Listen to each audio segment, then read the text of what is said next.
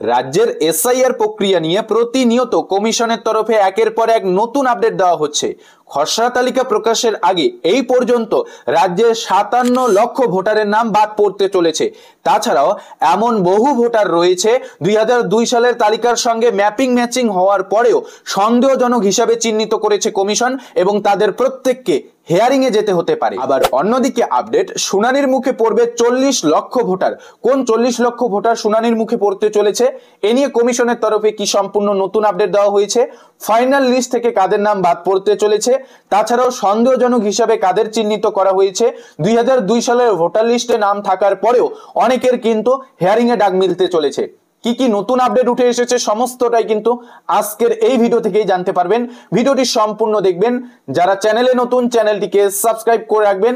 Facebook page থেকে ভিডিওটি দেখে থাকলে পেজটিকে ফলো দিয়ে রাখবেন। অন স্ক্রিন দেখুন, ১৬ই ডিসেম্বর প্রকাশ হচ্ছে খসড়া তালিকা, তারপরেই শুনানি পর্ব। সেই লক্ষ্যে তোড়জোড় শুরু করে দিল কমিশন।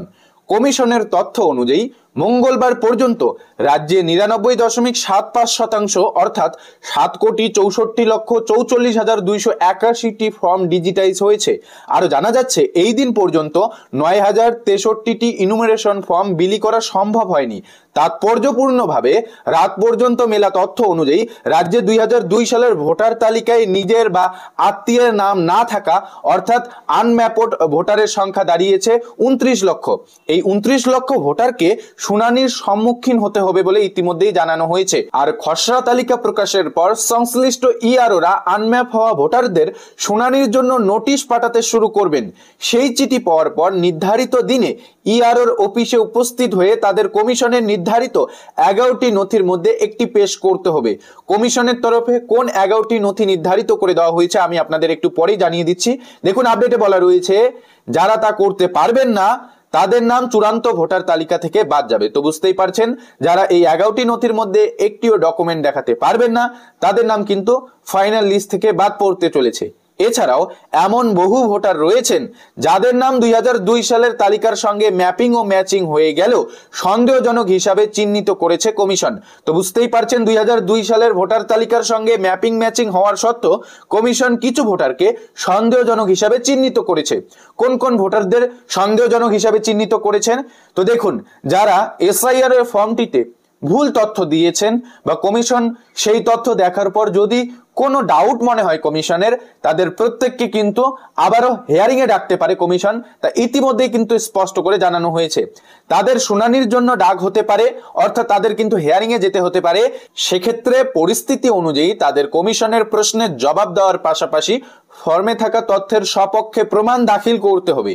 এই আবহেই কমিশন এই দিন মনে করিয়ে দিয়েছে এসআইআর এ কেউ জাল নথি পেশ করলে আইন মেনে সাজা হবে। ভারতীয় ন্যায় সংহিতার বিএনএস ৩৩৭ ধারা অনুযায়ী সংশ্লিষ্ট ব্যক্তির সর্বোচ্চ ৭ বছর পর্যন্ত জেল এবং জরিমানা হতে পারে। এদিকে এই দিন পর্যন্ত খসড়া তালিকা থেকে নাম বাদ পড়ার সংখ্যা দাঁড়িয়েছে ৫৭,১৫৪৮। এর মধ্যে মৃত, স্থানান্তরিত ও নিখোঁজ ভোটার রয়েছে। ১৬ই ডিসেম্বর প্রকাশিত হবে খসড়া ভোটার তালিকা। তার আগেই অবশ্য সামনে এলো চাঞ্চল্যকর তথ্য। রাজ্যে শুনানির মুখে পড়তে চলেছে প্রায় ৪০ লক্ষ ভোটার। শুক্রবার নির্বাচন কমিশন সূত্রে এমনটাই জানা গিয়েছে। অর্থাৎ এই ৪০ লক্ষ ভোটারের নাম খসড়া তালিকায় থাকবে, কিন্তু তাদের শুনানির সম্মুখীন হতেই হবে। কমিশন থেকে প্রাপ্ত তথ্য অনুযায়ী রাজ্যে এখনো পর্যন্ত ৭,৬৪,৪৪,১৪৫টি অর্থাৎ ৯৯.২৩% ফর্ম ডিজিটাইজেশনের কাজ সম্পূর্ণ হয়েছে। ম্যাপিং না হওয়া ভোটারের সংখ্যা দাঁড়িয়েছে ৫৪,৫৯,৫৪১। এর মধ্যে মৃত, স্থানান্তরিত এবং অনুপস্থিত ভোটাররা রয়েছেন। তাদের নাম তালিকা থেকে বাদ পড়া প্রায় নিশ্চিত। পাশাপাশি জেলায় জেলায় ডিজিটাইজ হওয়া ফর্মগুলি বিশ্লেষণ করে সামনে এসেছে আরো ৪০ লক্ষ নাম। জানা গিয়েছে ওই ভোটাররা ইনুমারেশন ফর্ম পূরণ করেছেন, কিন্তু তাদের নাম ২০০২ এর তালিকায় নেই। আবার আত্মীয় হিসাবেও ফর্মে সর্বশেষ এসআইআর এর নাম থাকা কাউকে দেখাননি, অর্থাৎ আত্মীয় হিসাবে কারোর তথ্য দেয়নি। সূত্রের খবর, ফর্মের নিচের কোনো অংশ পূরণ না করেই জমা দিয়েছে এই ৪০ লক্ষ ভোটার। এসআইআর এর ফর্মটির উপরের অংশটা ফিল আপ করে তারা জমা করেছে, নিচের বাঁ দিকের এবং ডান দিকের যে ঘরগুলো ছিল সেগুলো ফিল আপ করেনি এই ৪০ লক্ষ ভোটার। নিয়ম অনুযায়ী ইনুমারেশন ফর্ম পূরণ করলেই খসড়া তালিকায় সংশ্লিষ্ট ভোটারের নাম উঠবে। যেহেতু ফর্ম পূরণ করেছেন তাই এই 40 লক্ষ ভোটারের নামও থাকবে তালিকায়। তবে তালিকা প্রকাশের পরই তাদের নোটিশ পাঠাবেন সংশ্লিষ্ট ইআরওরা এবং শুনানিতে উপস্থিত হয়ে কমিশনের নির্ধারিত 11টি নথির যে কোনো একটি দেখিয়ে প্রত্যেককে প্রমাণ করতে হবে তিনি এদেশের ভোটার। ইআরও ওই নথি যাচাই করে সন্তুষ্ট হলে তবেই সংশ্লিষ্ট ভোটারের নাম চূড়ান্ত ভোটার তালিকায় অন্তর্ভুক্ত হবে। ইতিমধ্যেই ডিজিটাইজ হওয়া যাবতীয় ফর্ম বিএলওরা ফের যাচাই করছেন। যারা ইনুমারেশন ফর্মে নিচের অংশ পূরণই করেননি তাদের আলাদা করে চিহ্নিত করতে নির্দেশ দিয়েছে কমিশন। এজন্য বিএলও অ্যাপে elector has not shown any link mapping with last SIR নামে একটি নয়া ট্যাব যুক্ত করা হয়েছে। সেটির মাধ্যমেই এই ধরনের ভোটারদের তথ্য নথিভুক্ত করেছেন বিএলওরা। 11ই ডিসেম্বরের মধ্যে এই কাজ শেষ হবে। তবে জেলা প্রশাসন সূত্রে খবর এক্ষেত্রেও এগিয়ে শহর অঞ্চল অর্থাৎ গ্রামের তুলনায় লিঙ্ক ও ম্যাপিং না করা ভোটারের সংখ্যা শহরেই বেশি।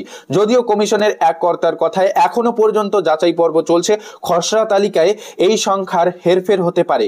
এই দিন 12টি রাজ্য ও কেন্দ্রশাসিত অঞ্চলের এসআইআর পর্ব খতিয়ে দেখতে সংশ্লিষ্ট সিওদের সঙ্গে ভার্চুয়ালের মাধ্যমে বৈঠক করেছে কমিশন। তো এই দুটি আপডেট দেখার পর আপনাদের কাছে সমস্ত বিষয় হয়তো ক্লিয়ার হয়ে গিয়েছে, কাদের হেয়ারিং এ ডাক মিলতে চলেছে এবং কাদের নাম ফাইনাল লিস্ট থেকে বাদ পড়তে চলেছে। 40 লক্ষ ভোটারকে যে শুনানির সম্মুখীন হতে হবে, কোন 40 লক্ষ ভোটারের কথা বলা হয়েছে সেটাও আপনারা জানতে পারলেন। এই পর্যন্ত কত সংখ্যক ভোটারের নাম খসড়া তালিকা থেকে বাদ পড়তে চলেছে সেটাও আপনারা জানতে পারলেন। এবার জেনে নিচ্ছি যাদের হেয়ারিং এ ডাকা হবে। হেয়ারিং এ ডাক পাওয়ার পর 11টি ডকুমেন্টের কথা যে কমিশনের তরফে বলা হয়েছে, কোন কোন 11টি ডকুমেন্টের কথা বলা হয়েছে অন স্ক্রিন দেখতে পাচ্ছেন। সেই 11টি ডকুমেন্টের লিস্ট। প্রথম 1 নম্বর ডকুমেন্টে বলা রয়েছে সরকারি বা রাষ্ট্রায়ত্ত সংস্থার পরিচয়পত্র। 2 1 জুলাই 1987 আগে জারি হওয়া কোনো সরকারি নথি। 3 বিধিবদ্ধ প্রতিষ্ঠান থেকে পাওয়া জন্ম সার্টিফিকেট। 4 পাসপোর্ট। 5 যে কোনো বোর্ড বা বিশ্ববিদ্যালয় থেকে প্রাপ্ত শিক্ষাগত যোগ্যতার সার্টিফিকেট, সাল তারিখ উল্লেখ থাকতে হবে। 6 স্থায়ী বাসিন্দার সার্টিফিকেট। 7 বনপালের সার্টিফিকেট। 8 caste certificate.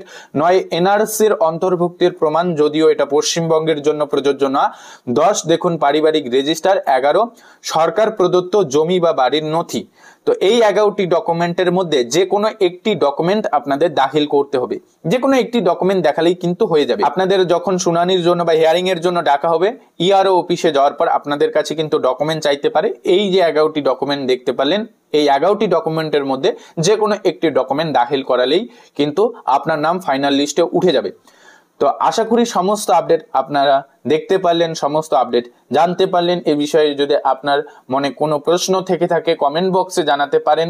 এসআইআর নিয়ে আপনার মূল্যবান মতামত কমেন্টে শেয়ার করবেন। যারা চ্যানেলে নতুন, চ্যানেলটিকে সাবস্ক্রাইব করে রাখবেন। ফেসবুক পেজ থেকে ভিডিওটি দেখে থাকলে পেজটিকে ফলো দিয়ে রাখবেন।